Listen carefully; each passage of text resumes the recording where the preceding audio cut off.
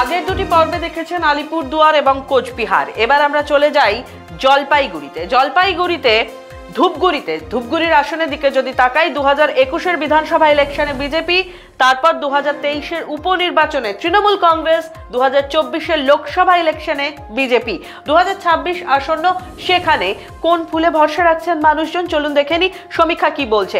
হাড্ডাহাড্ডি লড়াই রয়েছে, অর্থাৎ তৃণমূল কংগ্রেসও জিততে পারে, আবার বিজেপিও জিততে পারে। তবে সমীক্ষার যে রিপোর্ট তাতে মনে করা হচ্ছে তৃণমূল কংগ্রেসের চান্স, সম্ভাবনা একটু হলেও বেশি। লড়ে নিতে হবে নির্বাচনী ময়দানে।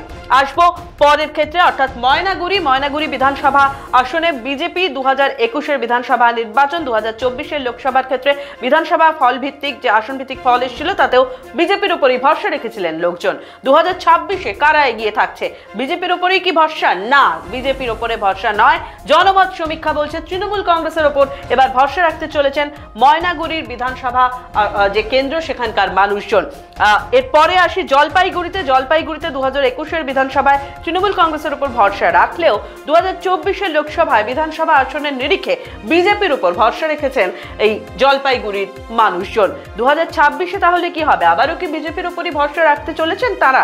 দেখি কি বলছে রিপোর্ট। হ্যাঁ, বিজেপির উপরেই ভরসা রাখতে চলেছেন বলে এখনো পর্যন্ত জনমত সমীক্ষায় উঠে এসছে।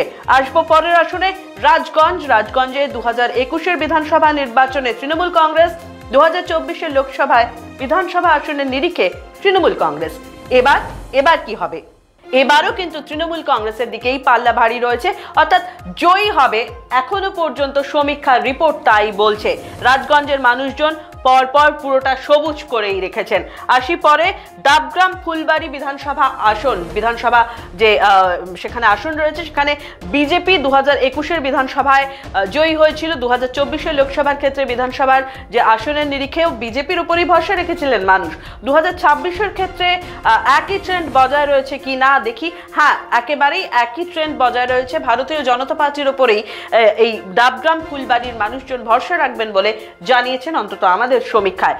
পরের আসনে চলে আসি মালে 2021-এর বিধানসভা নির্বাচনে তৃণমূল কংগ্রেস জয়ী হয়েছিল।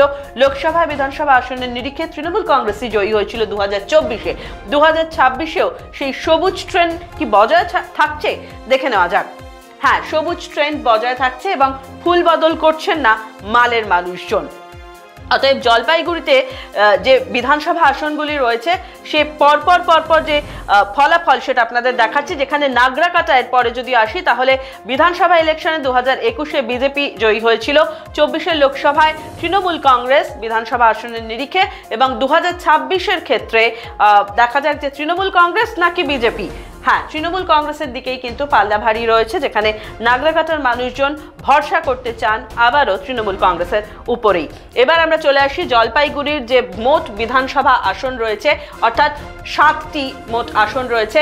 সেক্ষেত্রে 2021-এর বিধানসভা নির্বাচনের ক্ষেত্রে আমরা দেখতে পেলাম যে তৃণমূল কংগ্রেসের ঝুলিতে 3টি, বিজেপির ক্ষেত্রে 4টি ছিল, বাকিরা খাতা খুলতে পারেননি। অন্যদিকে 2024-এর লোকসভা ইলেকশনে তৃণমূল কংগ্রেসের 3টি, বিজেপির 4টি, এবং এক্ষেত্রেও বাকিদের ক্ষেত্রেও একই ট্রেন্ড।